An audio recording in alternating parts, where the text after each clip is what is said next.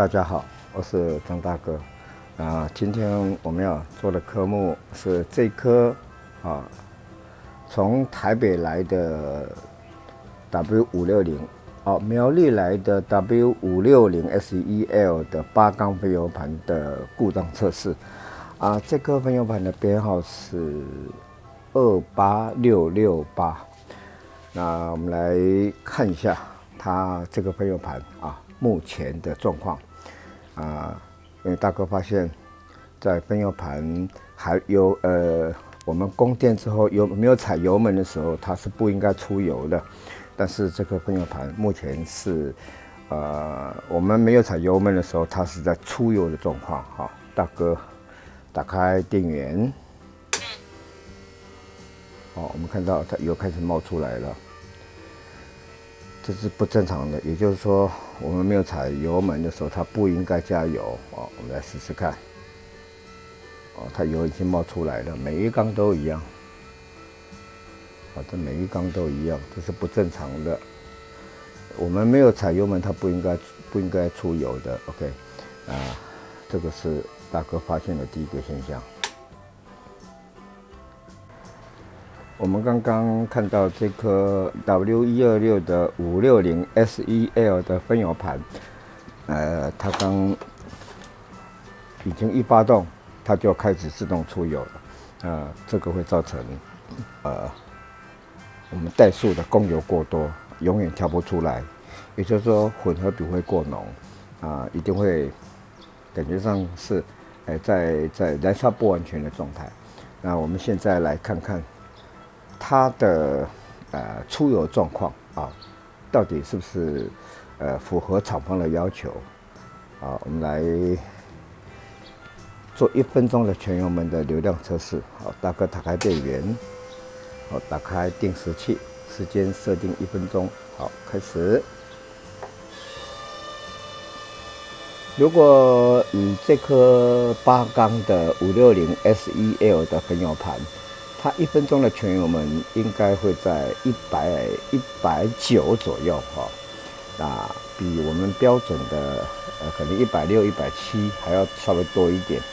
我们来看看它这个分油盘在出油的状况是怎么样的情形。因为经过30年的使用以后，油箱就像我们的顶楼的水塔已经充满很多脏的东西。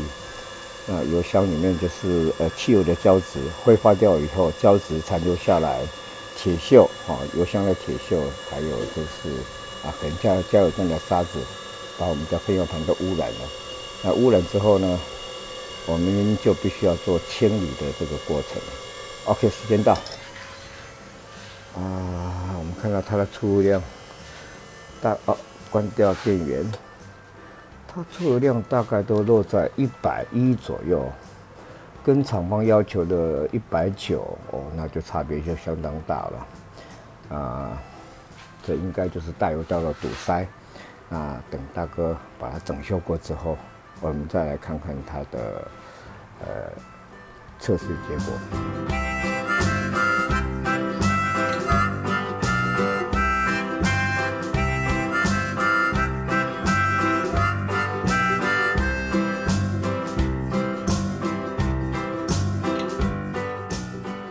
这颗编号28668的宾士 W126的560 SEL 的8缸分油盘，大哥已经整修完成。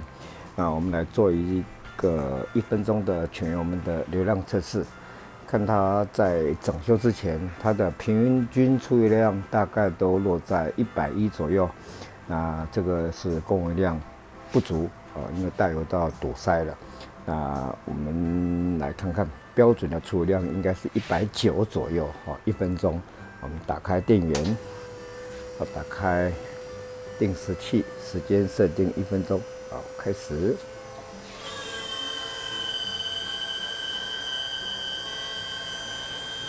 因为这个560它本身扭力大，所以说如果它供油不足的时候，其实是不太容易发现，因为它本身的互补效果，互补效应，八缸互补效应相当好啊，所以除非能够要开到200公里以上的时候，你才会发现，我们油量不足，可能会喘气但是如果在4缸的时候，就非常明显，就可能到130，哇，就上不去了，可能还会喘气。那 V8 的它，因为它有8缸，它们的互补效应比较好，除非开到200应该就会发现了。但是呢，我们还是要把供油量维持正常，避免引擎稀薄燃烧产生的高温。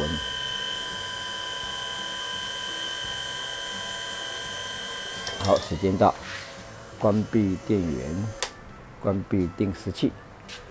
画面上由右到左分别是1、2、3、4、5、6缸。第一缸180，第二缸182，第三缸185，第四缸190，第五缸190，第六缸190，第七缸190，第八缸175。厂方要求的误差是15%，这次我们测试下来的误差应该在5%左右这完全符合厂方的要求。我们要进行的是第2阶段，10分钟的模拟怠速小油门的流量测试。好，大哥打开电源，打开定时器，时间设定10分钟。好，开始。我们这个阶段的测试主要是在测试在怠速的时候它的出油量的状况。当然它会绝对影响到我们怠速的稳定性。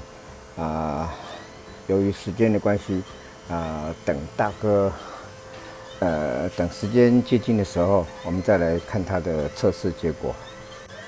目前我们进行的是这颗 W126的560 SEL 8缸分油盘的编号21882的第2阶段10分钟的模拟怠速小油门的流量测试。好，时间到。画面上由右到左分别是1、2、3、4缸。哇，这测试出来的成绩很漂亮哦。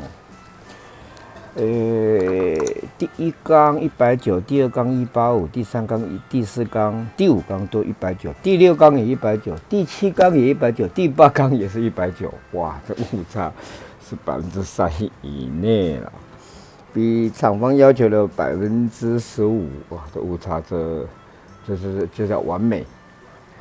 好了30年的老车，重新再出发吧。好，拜拜喽。